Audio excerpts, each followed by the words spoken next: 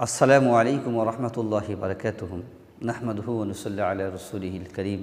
সম্মানিত দিনী ভাই বোনেরা, এটি রবিউল আউয়াল মাস চলছে। রবিউল আউয়াল মাস মুসলিমদের কাছে অত্যন্ত একটি গুরুত্বপূর্ণ মাস, কারণ এই মাসে আমাদের সকলের পেয়ারা নবী নবী মুহাম্মদ রাসূলুল্লাহি সাল্লাল্লাহু আলাইহি সাল্লাম এই পৃথিবীতে আগমন করেছিলেন। আবার এই মাসেই তিনি দুনিয়া থেকে বিদায় নিয়ে পর্দা নিয়ে চলে গিয়েছেন। কাজে প্রত্যেকটা মুমিনের কাছে রসুলের মহাব্বত, রসুলের ভালোবাসা একটি গুরুত্বপূর্ণ বিষয়। রসুলের ভালোবাসা ছাড়া কোনো মুমিন পরিপূর্ণভাবে মুমিন হতে পারে না।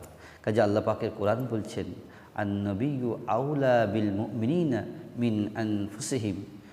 মুমিনদের কাছে সবথেকে নিকটতম হলো তিনি আমার রসুল। সুবহানাল্লাহ।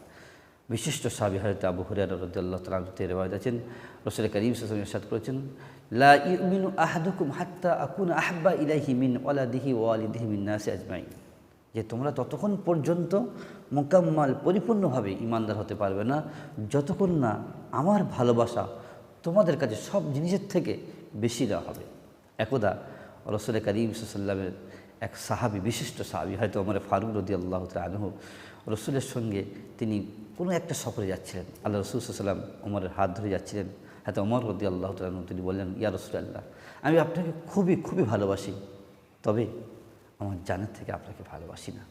রসুল বলল, ওমর, তুমি চিন্তা করে দেখো, যদি আমার ভালোবাসা তোমার জানের থেকে বেশি না হয় তাহলে তুমি পরিপূর্ণভাবে ঈমানদার হতে পারবে না। ওমর বলেন, ইয়া রাসূলুল্লাহ, আমাকে কয়েক মিনিট সময় দেন। হয়তো ওমর রাদিয়াল্লাহু তাআলা আনহু চিন্তা ভাবনা করে বলে, ইয়া রাসূলুল্লাহ, এখন আমি ওমর সাক্ষী দিচ্ছি আমার জানের থেকেও আপনাকে বেশি ভালোবাসি। সুবহানাল্লাহ। আল্লাহ রাসূল বললেন, ওমর, তুমি এবার পরিপূর্ণভাবে সাকসেস ঈমানদার হতে পারলেন। তো এই রবিউল আউয়াল মাস আমরা প্রত্যেকে রসুলকে ভালোবাসি। তো আসুন না, এই রবিউল আউয়াল মাসে আমরা দুটি কাজ করব। এই দুটি আমল যদি আমরা করতে পারি, ইনশাআল্লাহ রবিউল আউয়াল মাসে অনেকটি রসুল সাল্লাল্লাহু আলাইহি ওয়াসাল্লামের ভালোবাসার হক আদায় হবে। প্রথম নম্বর হলো যে এই রবিউল আউয়াল মাসে আমরা চলতে ফিরতে উঠতে বসতে সর্ব জায়গা সর্বক্ষণ যদি আমরা দরুদের একটি পাবন্দি করি, দরুদ যদি পড়তে থাকি, দরুদের অনেক ফজিলাত রয়েছেন। দরুদ পড়লে আল্লাহ রাসূল সাল্লাল্লাহু আলাইহি ওয়াসাল্লাম খুশি হন, আমাদের গুনাহ মাফ হয় এবং আমাদের সম্মান বৃদ্ধি পায়। এই দরুদ শরীফে আমরা চলতে ফিরতে পারি, যেমন সাল্লাল্লাহু তাআলা আলাইহি ওয়াসাল্লাম, এই দরুদ পড়তে পারি। তবে সবথেকে বেস্ট দরুদ ইব্রাহিম। তো আমরা দরুদ ইব্রাহিম পড়ব, আল্লাহুম্মা সাল্লি আলা মুহাম্মদ কামা সাল্লাইতা আলা ইব্রাহিম ওয়া আলা আলি ইব্রাহিম ইন্নাকা হামিদুম মাজিদ। আল্লাহুম্মা বারিক আলা মুহাম্মদ কামা বারাকতা আলা ইব্রাহিম ওয়া আলা আলি ইব্রাহিম ইন্নাকা হামিদুম মাজিদ। এটি আমরা আমল করব ইনশাআল্লাহ।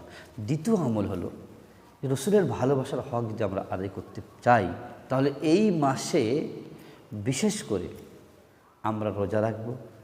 আল্লাহ রসুল সাল্লাল্লাহু আলাইহি ওয়াসাল্লাম প্রত্যেকটি মাসে রোজা রাখতেন। আল্লাহ রসুল সপ্তাহে দুটি রোজা রাখতেন, সোমবার এবং শুক্রবার। রসুলকে জিজ্ঞাসা করে, ইয়া রাসূলুল্লাহ, আপনি সোমবার কেন রোজা রাখেন? আল্লাহ রসুল বললেন, এই সোমবারে এই পৃথিবীতে আগমন আমি করেছিলাম, সেই শুকরিয়া স্বরূপ আল্লাহ পাকের কাছে আমি একটা করে রোজা রাখি। শুক্রবার দিনে আল্লাহ রসুল সাল্লাল্লাহু আলাইহি ওয়াসাল্লাম রোজা রাখতেন। ঠিক তেমনভাবে আমরা যদি রবিউল আউয়াল মাসের আল্লাহ রসুল সাল্লাল্লাহু আলাইহি ওয়াসাল্লামের আমল করতে পারি, আল্লাহ রসুল সাল্লাল্লাহু প্রত্যেকটি মাসে আইয়ামে 20, 13, 14, 15 তারিখ রোজা রাখতেন। তো আমরা ইনশাআল্লাহ এই মাসে 13, 14, 15 রোজা রাখতে পারি। রাখলে আল্লাহ রসুল সাল্লাল্লাহু আলাইহি ওয়াসাল্লাম আমলের সঙ্গে আমাদের আমল মিল হয়ে যাবে। তো আসুন আমরা প্রত্যেকে রসুল সাল্লাল্লাহু আলাইহি ওয়াসাল্লামের হক আদায়ের জন্য, আমার রসুল সাল্লাল্লাহু আলাইহি ওয়াসাল্লামের মহব্বতের জন্য আমরা এই মাসে বেশি করে দরুদ শরীফ এবং রোজা রাখার চেষ্টা করব। আল্লাহ পাক আমাদের সকলকে দরুদ শরীফ এবং রোজা রাখার তৌফিক দান করুন। আমিন।